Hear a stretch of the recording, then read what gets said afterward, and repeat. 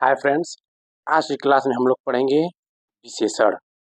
इससे पहले हम लोग सर्वनाम संज्ञा पढ़ लिए हैं जो विकारी शब्द के अंतर्गत आते हैं। मुहावरा भी पढ़ लिए हैं। टॉप 100 जो प्रीवियस ईयर क्वेश्चन आंसर में पूछा गया था उसको छांट कर लाए हैं। और तत्सम तद्भव को पहचानने की ट्रिक एसएससी जीडी 2025 के नाम से हम प्लेलिस्ट बना दिए हैं। अगर नहीं देखें दोस्तों जाकर देख लीजिए। और देखिए विकारी शब्द के अंतर्गत कौन कौन आते हैं। संज्ञा, सर्वनाम, विशेषण, क्रिया शब्द आते हैं। जो कि संज्ञा सर्वनाम हम लोग पढ़ लिए हैं। आज की क्लास है विशेषण। बहुत ही शानदार तरीके से बहुत जल्द हम टॉपिक वाइज खत्म कर देंगे एसएससी जीडी वालों लोग के लिए। और बस आप लोग को प्रैक्टिस करना रहेगा।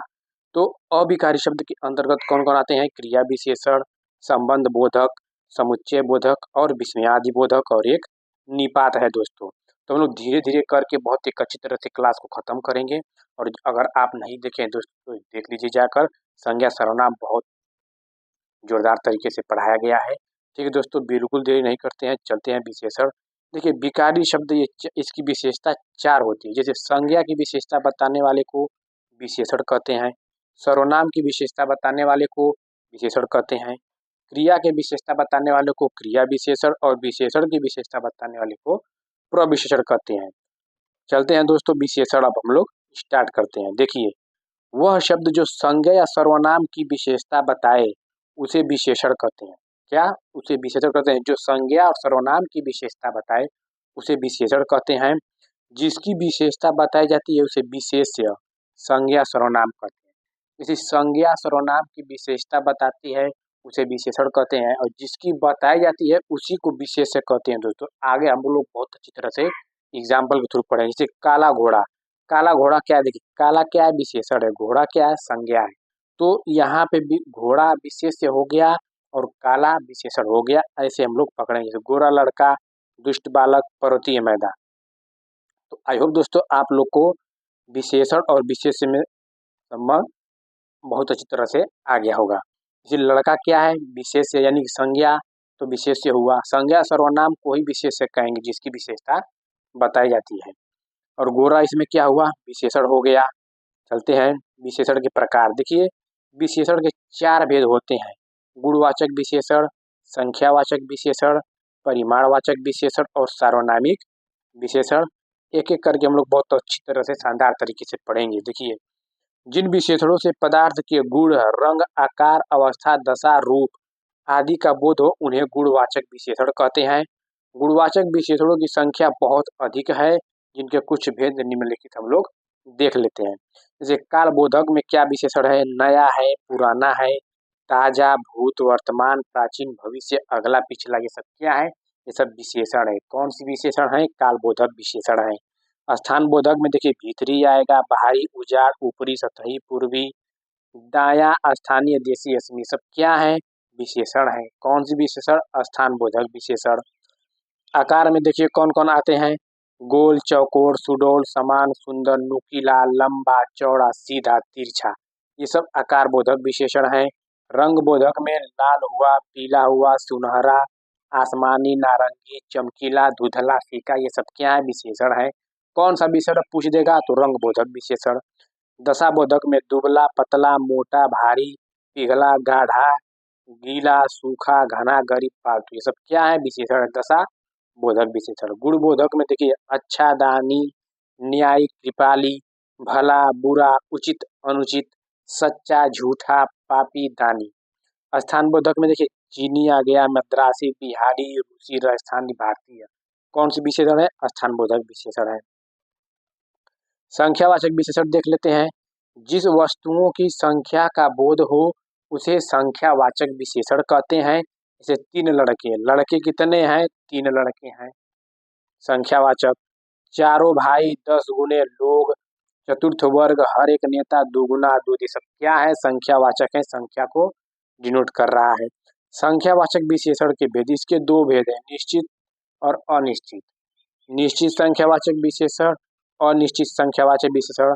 निश्चित संख्यावाचक देख लेते हैं। जिसमें निश्चित संख्याओं का बोध हो उसे निश्चित संख्यावाची कहते हैं। जैसे दूध वाले ने दूध में दुगुना पानी मिलाया। कितना मिलाया? दुगुना, मतलब दुगुना करा यानी कि निश्चित कर दिया, तो निश्चित संख्यावाची हो गया। राम श्याम से तिगुना उम्र का है। कितना गुना है? तिगुना, यानी कि निश्चित कर दिया। तीनों लड़के रोज दौड़ते हैं। कितने लड़के? तीनों लड़के। यहाँ के आठों घर एक जैसे ही बने हैं। कितने घर? 8, यानी कि 8 निश्चित कर दिया कि 8 ही है। 7, 6 फलान ढकान कुछ नहीं, सिर्फ 8 को निश्चित कर दिया। अनिश्चित संख्यावाचक देखिए, जहां पर किसी वस्तु की संख्या का निश्चित बोध न हो उसे अनिश्चित वाचक संख्या विशेषण कहें। जैसे कक्षा में 5-7 लड़के, देखिए 5-7 लड़के मतलब कोई निश्चित नहीं है 5 है कि 7 है। सिर्फ और सिर्फ 5 कहता तो निश्चित हो जाता, सिर्फ और सिर्फ 7 कहता तो निश्चित हो जाता।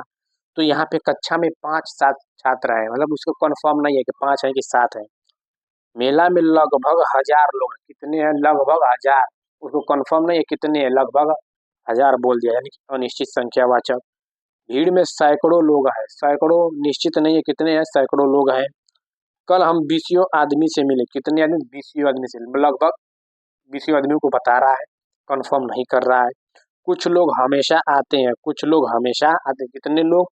कुछ लोग, कंफर्म नहीं है कितने लोग, मतलब कुछ लोग, यानी कि अनिश्चित संख्यावाचक। सब लोग। कल मैदान में बहुत लड़के मिले। कितने लड़के? बहुत लड़के। कंफर्म नहीं है 100, 50, 40, 70, लेकिन कंफर्म है बहुत लड़के मिले, यानी कि अनिश्चित संख्या। जहां कंफर्म न हो वहां पे अनिश्चित। परिमाणवाचक विशेषण देख लेते हैं। जो शब्द किसी वस्तु के परिमाण अर्थात माप तौल का बोध कराता है उसे परिमाणवाचक विशेषण कहते हैं। जैसे इकाई लीटर, मीटर, किलोग्राम, ग्राम, किलोग्राम, वजन, ये सब क्या है? परिमाण। जैसे कि जहां आपको माप तौल वाली वस्तु दिखे वहां पे परिमाणवाचक विशेषण हो जाएगा। ये ठीक समझिए, जहां माप तौल दिखे। तो परिमाणवाचक विशेषण के भेद, इसके 2 भेद होते हैं, निश्चित परिमाणवाचक, अनिश्चित। इसमें भी निश्चित कर देगा और अनिश्चित कर देगा। जैसे बाजार से 5 किलो आमला, किलो क्या है? माप तौल वाली हो गया, और 5 क्या है? निश्चित कर दिया, यानी कि निश्चित परिमाणवाचक। उसने डालियां भर सेब कर दी। एक डाली है मतलब डालियां भर, निश्चित कर दिया कि डाली भर। भर भर क्या है? परिमाणवाचक है।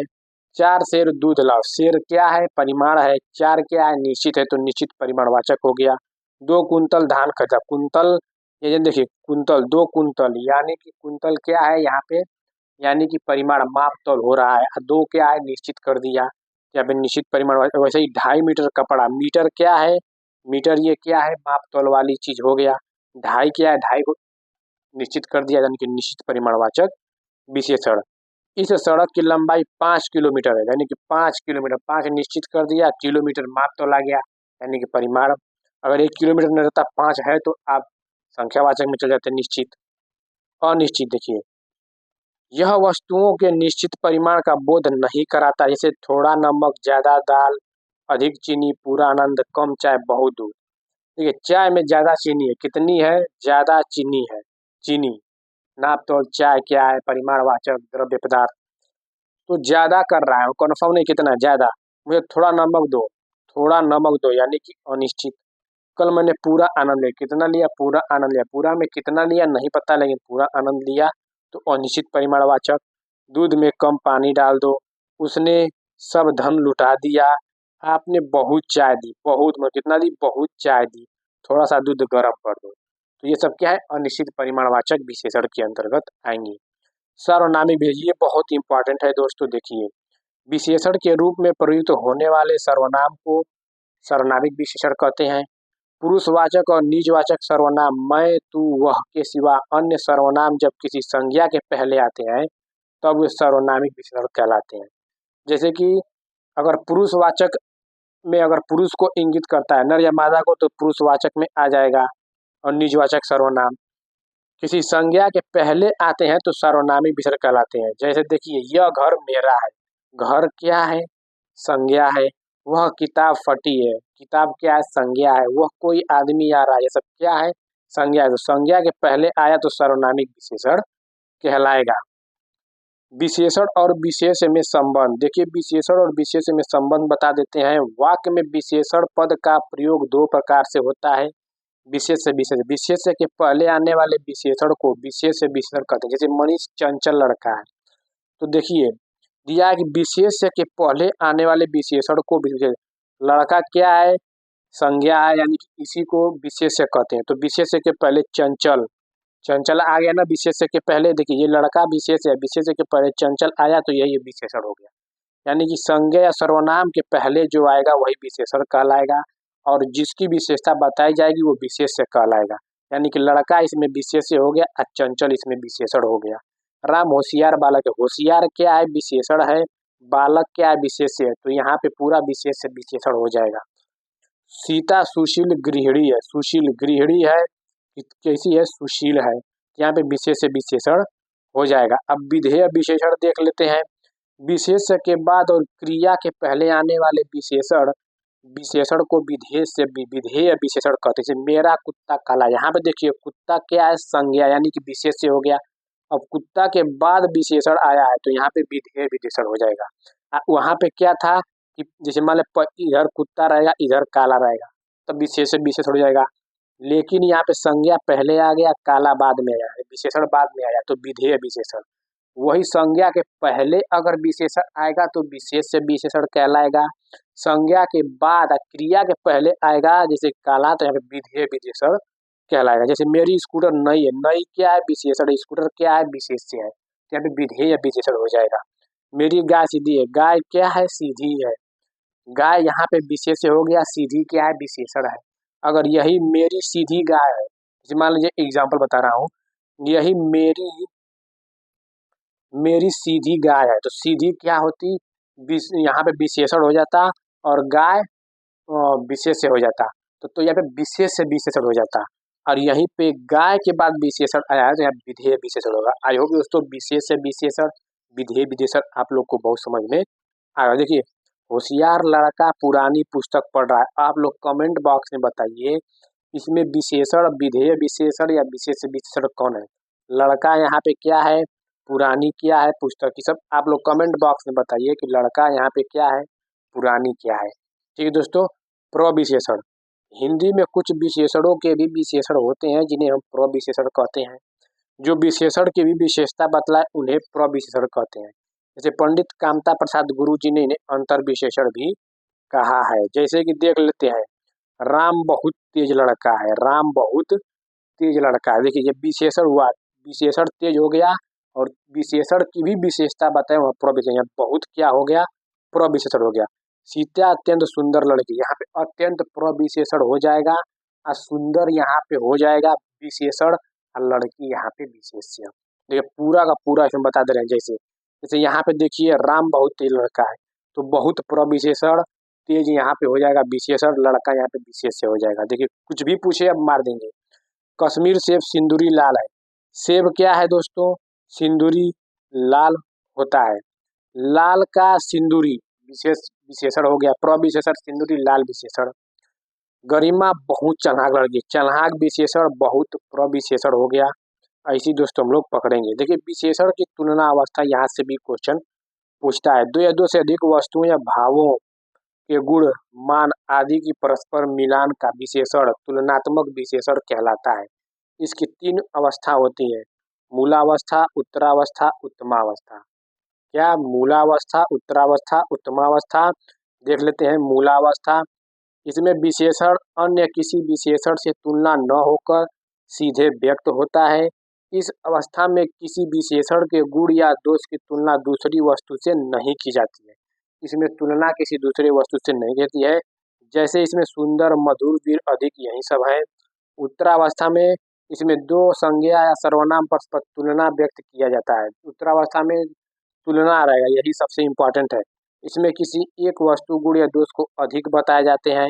इस अवस्था बनाने यह अवस्था बनाने के लिए या तो विशेषण शब्द से ठीक पहले से पद लिखा जाता है या फिर प्रत्यय तर जोड़ दिया जाता है। जैसे राम श्याम से अधिक समझदार है तो यहाँ पे उत्तरावस्था हो जाएगा। अभी एग्जाम्पल आगे रखे हैं दोस्तों, देखिए बहुत अच्छी तरह से समझ में आ जाएगा। उत्तरावस्था, इसमें एक संज्ञा या सर्वनाम की तुलना सभी से की जाती है। इसमें विशेषण द्वारा किसी वस्तु की सबसे अधिक गुणशाली या दोषी बताया जाता है। यह अवस्था बनाने के लिए या तो विशेषण शब्द से ठीक पहले या सबसे पद या विशेषण के साथ तम प्रत्यय जोड़कर किया जाता है। जैसे सबसे अच्छा है, सबसे उचिष्ट बताया जाएगा। इसमें देखिए मूलावस्था उच्च हो गया, उत्तरावस्था उच्चतर हो गया, उत्तमावस्था उच्चतम हो गया। उच्चतम अधिक का अधिकतर अधिकतम, निम्न मूलावस्था हो गया निम्नतर, उत्तरावस्था निम्नतम, उत्तमावस्था यानी से अत्तर जोड़ा जाएगा सबसे उत्तम जोड़ा, ऐसे ही आप लोग पहचान लेंगे। आई होप दोस्तों आप लोग को वीडियो बहुत अच्छा लगा होगा। ठीक है दोस्तों, थोड़ा चैनल को सब्सक्राइब लाइक शेयर कर दीजिए जिससे हमें भी मोटिवेट मिलता रहे। ठीक है दोस्तों, आप लोग को बहुत बहुत धन्यवाद।